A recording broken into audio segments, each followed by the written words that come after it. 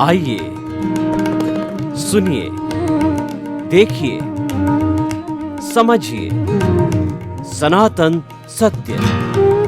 जैसी दृष्टि वैसी सृष्टि, दृष्टि विज्ञान। कुदरत, कुदरती रचना एवं कुदरत के कानून से शाश्वत सुख की प्राप्ति। जोधपुर के परम पूज्य महात्मा उपासक प्रोफेसर डॉक्टर सोहन राज तातेड़ के निर्देशन में सनातन सत्य। जैसी दृष्टि वैसी सृष्टि, दृष्टि विज्ञान।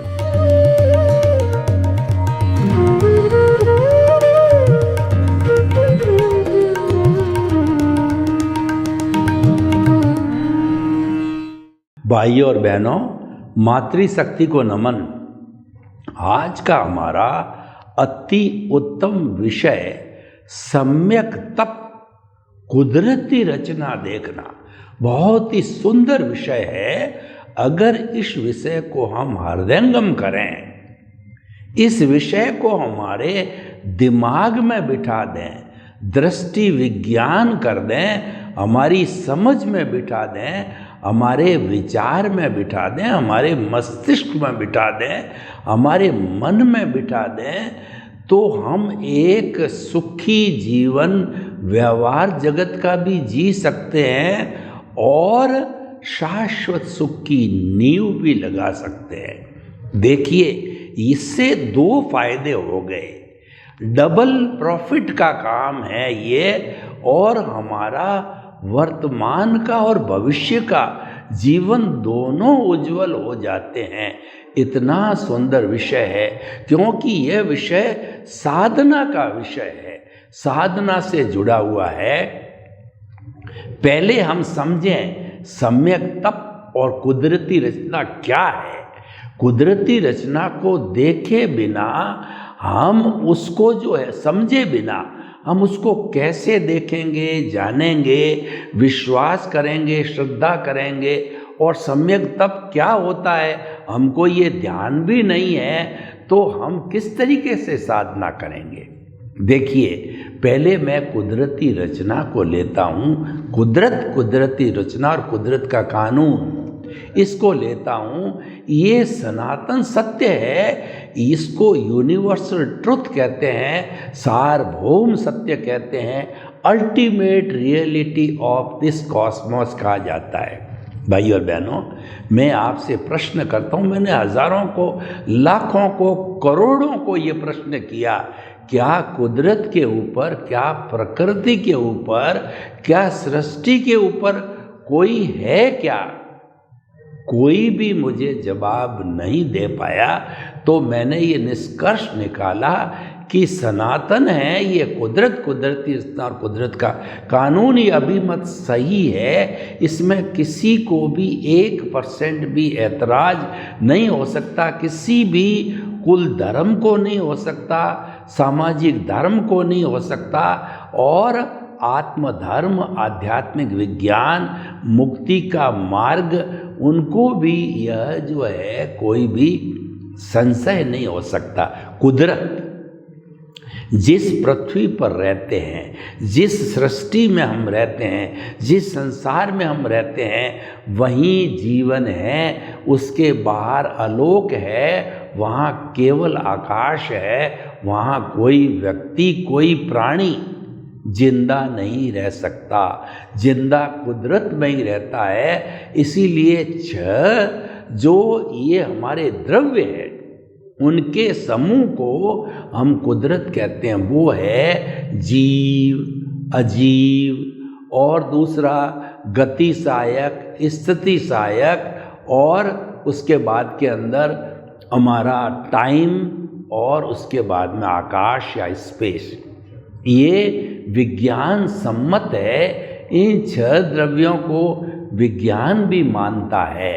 तो देखिए कि जो हमारा ये कुदरत है, और ये भूत, भविष्य, वर्तमान में हमेशा हाजिर होती है। ऐसा कोई काल, समय नहीं आता है इस सृष्टि के अंदर कि ये 6 द्रव्य नहीं रहे, और ये 6 द्रव्य ही सारे हमारे संचालक है, यानी हम 84 लाख जीवा योनि उत्पत्ति स्थान वाले, और हमारे जीवित प्राणियों और आत्मा की बात करें तो असंख्य अनंत आत्माएं जो है वो इस कुदरत के अंदर जो है वो जन्म लेती है, भरण पोषण करती है, और जो है इसी में विलीन होती है अपने अपने कर्मों के अनुरूप। कुदरती रचना इन 6 द्रव्यों की जो स्थिति अवस्था जो है बदलती है, उसको, उस अवस्था को हम कुदरती रचना कहते हैं। ये बदलती है अवस्था है, हर अवस्था जड़ होती है, नाशवान होती है, टेम्परेरी होती है, इसीलिए कुदरत की अवस्था बदलती रहती। इसीलिए कहा गया है हर क्षण हर वस्तु बदलती है, जो संचरण करता है वह संसार है। वो मैंने आज जो ये अंगुली हिलाई, वह अंगुली उसी स्थान पर एग्जैक्टली मैं वापस नहीं हिला सकता हूँ। ये जो है हमारी कुदरती रचना हो गई। और कुदरत का कानून का अर्थ ये हुआ कि यह कुदरत जो है किसी न किसी कानून पे कार्य करती है। वो कानून है, वह सनातन है, वह कानून है, वो परमानेंट है, वह कभी नहीं बदलता है। ये इसको 2 भागों में कुदरत काम करती है, एक तो प्राकृतिक रूप में और दूसरा व्यक्तिगत, यानी जो जीवित प्राणी है उसको पनिशमेंट अवार्ड, उसके कर्मों का भुगतान कराने के लिए, संजोग जुटाने के लिए, जिसको हम व्यवस्थित शक्ति कहते हैं, जिसको हम जो है उस व्यवस्थित शक्ति को जो है साइंटिफिक सर्कमस्टेंशियल एविडेंसेज हम कहते हैं, वही हर जीवित प्राणी को अपने कर्मों का भुगतान करने के लिए द्रव्य क्षेत्र काल भाव के माध्यम से संजोग जुटाती है। तो ये हो गया कुदरत का कानून। प्राकृतिक रूप से देखें तो इस पूरे संसार के अंदर सूर्य समय पर उगता है, समय पर अस्त होता है, समय पे दिन आता है, समय पे रात होती है, और जो है समय पर ऋतुएं आती है, सर्दी गर्मी बरसात आदि सब काम समय पर होता है। नदी 2 तटों के बीच में बहती है, और ये सारा प्राकृतिक कार्य जो है सब इस कुदरत के कानून के अनुसार होता है। तो भाई और बहनों, अब देखिए कुदरती रचना यानी हमारे मन वचन काया तथा उससे जुड़ी हुई हर अवस्था मात्र, जन्म से मृत्यु तक, वह कुदरती रचना है।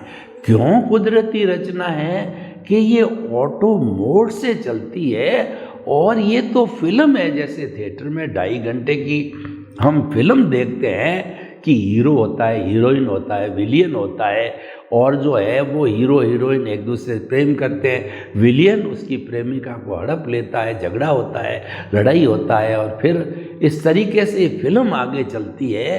तो हमने पिछले जन्म में जैसे भाव डाले, वो इस जन्म में द्रव्य कर्म मिलते हैं। पिछले जन्म में जो हमने एक्शन किया, इस जन्म में रिएक्शन होता है। यानी कि साइंस भी कहती है कि to the every action there is जो इक्वल एंड ऑपोजिट रिएक्शन।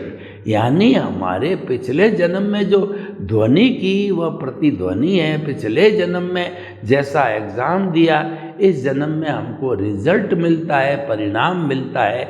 ये हमारा पुरुषार्थ नहीं है, पुरुषार्थ तो पिछले जन्म का था। तो ये तो परिणाम है, ये रिजल्ट है, ये भुगतान है। और मैं साफ साफ शब्दों में बात करूं तो ये हमारा हिसाब है। देखिए, हिसाब में लेना होता है, देना होता है, डेबिट होती है, क्रेडिट होती है। तो इस भुगतान में कोई हमको सुख देता है, कोई दुख देता है, कोई मारता है, कोई पीटता है, कोई सेवा करता है, कोई सत्कार करता है, कोई सम्मान करता है। और ऐसे करते करते जिंदगी निकल जाती है। तो जो हमारे सामने ऑटो मोड से चल रहा है उसमें हमारा कंट्रोल नहीं है, कुदरत का कंट्रोल है। कुदरत इसकी क्रिएटर, ऑपरेटर और डिस्ट्रॉयर है। ये तो फिल्म चल रही है, ये तो स्क्रिप्ट खुल रही है, ये रिजल्ट हमको मिल रहा है। उसको क्या करना है, उससे अलग रहना, उसके साथ जुड़ना नहीं है। तो हमारा सम्यक तप क्या है कि हमारी साधना क्या है कि प्रकृति और पुरुष को हमेशा अलग अलग रखना, उनको स्पर्श नहीं होने देना। देखिए बिजली में क्या होता है, पॉजिटिव नेगेटिव अलग अलग रहते हैं। तो बिजली आती है और वो अगर जुड़ जाते हैं तो फ्यूज उड़ता है, धमाका होता है, बिजली चली जाती है और वो हो सकता है कि तारों की केबल भी फट जाए, इतना भयंकर धमाका होता है। तो देखिए हमारी कुदरत नहीं, हमारी प्रकृति यानी मन वचन काया प्रकृति है और पुरुष जो है हमारे भीतर विराजमान शुद्ध आत्मा भगवान है, जो हम बने नहीं अभी। वो हमारा लक्ष्य है, परमात्मा बनने का लक्ष्य है। तो वो तो मुक्ति में जाने की अवस्था में है, लेकिन इस अज्ञान की जेल में बंधा हुआ है। इस कारण वो जन्म जन्मांतर से जा नहीं पा रहा है। उस अज्ञान को ज्ञान से और विज्ञान से जीतना पड़ेगा। जब ये मुक्ति की शाश्वत सुख की अवस्था आएगी तो भाई और बहनों, हम आपको बताते हैं कि सम्यक तप का अर्थ हो गया हमारी साधना, तपस्या करना। देखिए हमारे शास्त्रों में आता है कि सम्यक दर्शन ज्ञान चारित्राणि मोक्ष मार्ग है। अगर कोई भी मनुष्य मुक्ति चाहता है, शाश्वत सुख को चाहता है, मनुष्य इसीलिए कहा गया है कि मनुष्य के अलावा कोई शाश्वत सुख प्राप्त कर नहीं सकता, मुक्ति जा नहीं सकता, मुक्ति की नींव नहीं लगा सकता। हम कितने भाग्यशाली हैं कि हमारे पास पट्टा है, मुक्ति की नींव लगाने का पट्टा है, मुक्ति में जाने का पट्टा है।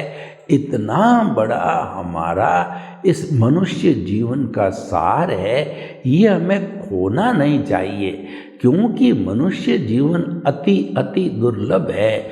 हमारी वैदिक परंपरा क्या कहती है, सुनिए आप। वैदिक परंपरा कहती है 8 भव तक लगातार सुकृत करो तो 9वां भाव मनुष्य मिलता है। अगर इसमें कोई कोताही बरत ली, अनैतिकता हो गई, गड़बड़ हो गई, तो 99 भाव के बाद में मनुष्य जन्म मिलता है। अगर उसमें भी कोई कोताही हो गई, अनैतिकता हो गई, तो 999 भाव के बाद मनुष्य भाव मिलता। अब आप सोच लीजिए, ये चिंतामणि रत्न है, ये पारस मणि है, ये जो है नंदन वन है, ये कामधेनु है, ये कल्प वृक्ष है, ये वैतरणी नदी है, जो कि बहुत रेयर मिलते हैं। तो ये भी एक रेयर मिलने वाला हमारा मनुष्य जीवन है, उसको वैसे नहीं खोना है। तो करना क्या है, करना हमको ये है कि प्रकृति पुरुष को अलग अलग रखो जन्म जन्मांतर, इस जन्म में नहीं। उसके लिए हमारे को किसी ज्ञानी पुरुष या सद गुरु की चरण में जाना पड़ेगा, क्योंकि गुरु बिना ज्ञान नहीं। देखिए गुरु की इतनी महिमा गाई गई है कि गुरु गोविंद दाऊ खड़े और काके लागू पाए, बलिहारी गुरु आपने और गोविंद दियो बताए। एक साधक कहता है कि गुरु और गोविंद दोनों खड़े हैं, पहले मैं किसको प्रणाम करूं, किससे आशीर्वाद लूं? गुरु से लूंगा, क्योंकि गोविंद यानी भगवान के दर्शन गुरु ने कराए हैं। गुरु नहीं होता तो भगवान तक नहीं पहुंच सकता। तो हमारा पुण्योदय है, भाग्योदय है, पिछले जन्म से साथ में लेके आए हैं कि आपने पिछले जन्म में भजना की होगी कि मुझे हर जन्म में मुक्ति के कर्म मिले, मुझे हर जन्म के अंदर ज्ञानी पुरुष या सद्गुरु मिले, तो आपके वो भाव कर्म की जो कॉजल बॉडी में लिखा हुआ है। तो स्वामी विवेकानंद को रामकृष्ण परमहंस क्यों मिले कि उनके भाव भाए थे, उनके लिखा हुआ था। तो उनके कॉजल बॉडी में लिखा हुआ था, तो हमारे भी अगर लिखा हुआ होता है तो उदय प्रारंभ में वो समय आने पर हमको गुरु मिल जाते हैं, तो क्या होता है। देखिए, ऐसा है कि हम केवल सिद्धांत की बात करें तो सिद्धांत अच्छा है, लेकिन जब तक वो प्रैक्टिकल नहीं होगा, जब तक उस पर एक्शन नहीं किया जाएगा, जब तक उसको प्रयोग नहीं किया जाएगा, जब तक उसको चरित्र में नहीं डाला जाएगा, साधना नहीं की जाएगी, तो वो सिद्धांत क्या काम का। Honesty is the best policy, इसमें किसी को एतराज नहीं है, पर आपको ईमानदार होना पड़ेगा, जीवन में ईमानदारी रखनी पड़ेगी, तब ये पॉलिसी काम की है, नहीं तो मात्र शब्दों का खेल होता है। तो भाई और बहनों, हम आपको बताना चाहते हैं कि आपका भाग्योदय, गुरु का भाग्योदय, आप निमित्त, गुरु निमित्त, और उसके साथ साथ में पिछले जन्म का आपका जो ज्ञान दर्शन, इस जन्म का ज्ञान दर्शन, और आपका इंटेंशन और आपका इंटरेस्ट, तीव्र इच्छा आपकी, मुझे सद्गुरु मिले, मुझे सद्गुरु मिले। समय आने पर सद्गुरु मिलता है। गुरु, गु का अर्थ होता है अंधकार, रू मने दूर करने वाला। गुरु हमारे अज्ञान रूपी अंधकार को दूर करता है, और जो है वो ज्ञान को दीपक की संज्ञा दी है। दीपक पर प्रकाशक होता है, ज्ञान पर प्रकाशक होता है, हमारी आत्मा स्व पर प्रकाशक है। एक छोटा सा दिया सदियों के घने अंधेरे में रख दिया जाए तो तिमिर को हर लेता है। इतनी ताकत होती है, तो हमारे ज्ञान में इतनी ताकत है, वो अज्ञान का नाश कर देता है। तो भाई और बहनों, गुरु मिले और उन्होंने हमारे को मात्र 2 घंटे के अंदर ऐसा ज्ञान दे दिया कि हमारा जीवन धन्य हो गया। वो ज्ञान क्या देते हैं? वो ये है कि जो कर्म बंधन करने वाला हमारा अनंतानुबंधी कषाय है, जो कर्म बंधन करता है, उस पर वो चोट करते हैं, और चोट करके और हमारे को निमित्त बना देते हैं। वो हमारे से एग्रीमेंट कराते हैं कि जो है द्रव्य कर्म, भाव कर्म, 9 करो, मन वचन काया तथा मेरे नाम की सर्व माया प्रकट परमात्मा प्रभु के सुचरणों में समर्पित करता हूँ। भक्ति मार्गी मेरा कुछ नहीं है, मैं तो केवल निमित्त हूँ। निमित्त भाव होते ही समझ लीजिए आपको ज्ञान मिल गया। और गुरु ऐसा पक्का काम करता है, भव भवांतर के लिए आपको करता पद, बहिरात्मा का पद होता है, स्वार्थ की चेतना होती है, उससे आपको हटा करके और आपको जो है वो हमारी अंतरात्मा पद पर बिठा देता है। आपकी जो अज्ञान की थैली है, जो जहर की थैली है, उसको भस्मीभूत कर देता है। हालांकि हमारा दर्शन मोनीय की 4 अवस्थाएं होती है, अनंतानुबंधी, अप्रत्याख्यानी, प्रत्याख्यानी, संजलन। बाकी तो इतनी डाइल्यूट होती है कि वो सहज ही डिस्चार्ज रूप में समाप्त हो जाती है। मोटा काम करने वाला अनंतानुबंधी खींच लिया गुरु ने, और आप निमित्त बन गए। उसके बाद आप में रूपांतरण आता है, बड़ा रूपांतरण आता है। अब देखिए, ऑटोमेटिकली सम्यक तप चालू हो जाता है, क्योंकि आप तो निमित्त हो। निमित्त का अर्थ समझते हैं आप? निमित्त का अर्थ होता है I am the guest of the nature. I am the user of the nature, I am the sufferer of the nature. मैं इस प्रकृति का अतिथि हूँ, इस प्रकृति के अंदर मैं कर्मों का भुगतान करने आया हूँ। प्रकृति मेरा कर्मों का भुगतान कराती है, मन वचन काया रूपी प्रकृति ऑटो मोड से चल करके कर्मों का भुगतान करवाती है। और जो है मैं प्रकृति का यूज़र हूँ। देखिए, यूज़र में मालिक में फ़र्क होता है। आप किसी होटल में जाते हो, होटल का मालिक होता है, और आप एक दिन जो है वो किराए का कमरा लेते हो तो आप यूज़र हो, मालिक नहीं हो। तो हम इस प्रकृति के अंदर जितना हमारा आयुष्य 60, 70, 50, 40 उतना समय तक इस प्रकृति को भोगते हैं, इसके अतिथि रह करके, कर्मों के सफरर रह करके और इसके यूज़र रह करके, और एक दिन चले जाते हैं। तभी कहा जाता है खाली हाथ आया है तुम खाली हाथ जाएगा। तो इसीलिए क्योंकि हम मालिक नहीं हैं, इसीलिए साथ नहीं जाते। तो गुरु ने हमको निमित्त बना दिया जन्म जन्मांतर का। कभी भी आपको कर्ता नहीं बनना है, मालिक नहीं बनना है। ये हमेशा ध्यान रखोगे तो आपके सम्यक तप हो जाएगा। सम्यक तप है कुदरती रचना देखना। जब आप मालिक तो हो नहीं, तो आप क्या करोगे कि कुदरती रचना देखोगे, क्योंकि मन वचन काया जो है वह प्रकृति है, उसका भुगतान चल रहा है। कोई मार रहा है, कोई पीट रहा है, कोई ले रहा है, कोई दे रहा है, कोई सेवा कर रहा है, कुछ भी कर रहा है। तो करने दो, ऑटो मोड से है, तो आप तो जो है उसके निमित्त बन गए। तो मात्र आपको देखना है।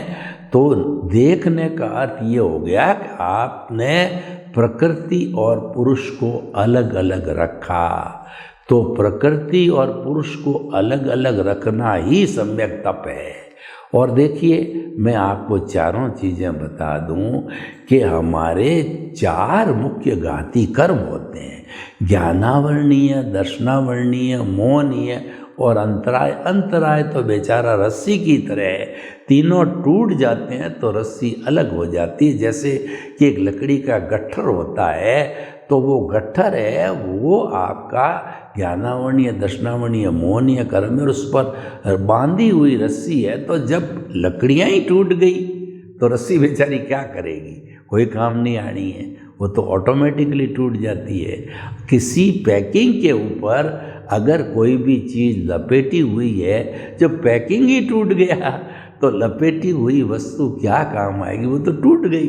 तो ये तीनों के टूटने के साथ तो ऑटोमेटिकली 14वां गुण स्थान में टूट जाता। तीनों टूटना वो हमारा जो सम्यक तप है, वो हमारी साधना है ज्ञान, और वो हमारे निमित्त भाव से जुड़ा हुआ है।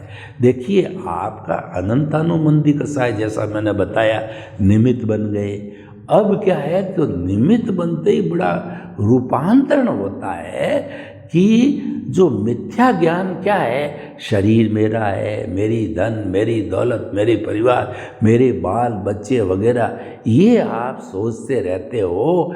यानी कि आप मालिक बनते हो, कर्ता बनते हो। आपको तो कर्ता पद से कभी हटा दिया है, आपको तो वहाँ से हटा दिया है, तो उसके बाद तो कर्ता आप बन ही नहीं सकते, आप निमित्त हो। तो ये हटने से मिथ्या ज्ञान समाप्त होके सम्यक ज्ञान हो गया। सम्यक दर्शन ये है। मिथ्या दर्शन क्या है, ये धन मेरा है, ये बच्चा मेरा है, ये परिवार मेरा है, मैं इसका पालन पोषण करता हूँ। इसीलिए कहा गया आई माइनस अज्ञान is equal to pure soul, I plus अज्ञान इज इक्वल टू संसारी आत्मा, बॉन्डेड सोल। यानी मैं और मेरा जुड़ा हुआ है तो आप संसारी हो, और मैं और मेरा समाप्त हो गया, इसको अज्ञान कहते हैं। तो फिर तो 1 सेकंड भी प्रभु इस शरीर में नहीं रह सकता। तुरंत जो है वो सिद्ध शिला में विराज करके ईश्वर बन करके और परम सुख को प्राप्त हो जाता है, यानी हम सिद्ध बुद्ध और मुक्त बन जाते हैं। सम्यक ज्ञान, सम्यक दर्शन ये आत्मा के गुण हैं। केंद्र में हमने आत्मा को बिठा रखा है। केंद्र का अर्थ ये कि मानव का शरीर जहाँ पर कि वो चंदन लगाता है, दोनों भ्रुकुटियों के बीच के अंदर ये दर्शन केंद्र है, ये आज्ञा चक्र है, ये पिनियल ग्रंथि का केंद्र है, ये आत्मा का साक्षात्कार करने का, भीतर जाने का केंद्र है। यहाँ पर हमने हमारे प्रभु की शुद्ध भावों के साथ प्राण प्रतिष्ठा करके इसको जिंदा भगवान प्रतिष्ठित किया। जैसे कि जिस भगवान की प्राण प्रतिष्ठा होती है, महावीर स्वामी भगवान है, राम की है, कृष्ण की है, बालाजी की है, उस मूर्ति को जो है श्रावक, दो साधु साध्वी, श्रावक श्राविका, चारों चतुर्विद धर्म संघ मिल करके और जो है प्राण प्रतिष्ठा कराते हैं मंत्रोच्चार के द्वारा, तो वह मूर्ति का भगवान हो जाता है। वहाँ सब मामला रिलेटिव है, और मूर्ति का भगवान और जिंदा भगवान में बहुत बड़ा अंतर है। पर ठीक है, वो हमारे पुण्य पाप की दृष्टि से मूर्ति का भगवान सही है, लेकिन आत्मविज्ञान की दृष्टि से, अध्यात्म विज्ञान की दृष्टि से, मुक्ति में जाने की दृष्टि से तो हमारे भीतर विराजमान शुद्ध आत्मा भगवान है, वो जरूरी होता है। वो जिंदा भगवान केंद्र में रखा। जब भगवान हाजिर है तो सब काम ऑटोमेटिकली अच्छा होता है। तो इसका जो है सम्यक ज्ञान, सम्यक दर्शन है, इसके गुण हमेशा हाजिर रहते हैं, और हम हर चीज़ को कुदरती रचना देखते जाते हैं। तो हमारी जो प्रतिष्ठित आत्मा होती है, देखिए आत्मा तो एक ही है द्रव्य रूप में, और कहना चाहिए परमानेंट रूप के अंदर वो तो मुक्त आत्मा है, लेकिन उसके साथ में सारा पुरुषार्थ चाहे रियल हो चाहे रिलेटिव हो, प्रतिष्ठित आत्मा है। तो वो अगर हम सम्यक तत्व को देखते हैं तो प्रतिष्ठित आत्मा धीरे धीरे समाप्त होने लगती है। तो भाई और बहनों, हमें जो है सम्यक तत्व के द्वारा सम्यक तत्व कुदरती रचना देखना है। सर्वे भवन्तु सुखिनः, सर्वे सन्तु निरामया। लोक के जीवों को सुख मिले, शांति मिले, आनंद मिले, प्रेम मिले, सौहार्द मिले, और सभी हम कुदरती रचना देख करके सम्यक तत्व प्राप्त करके शाश्वत सुख को प्राप्त करें। आपके प्रति मंगल भावना।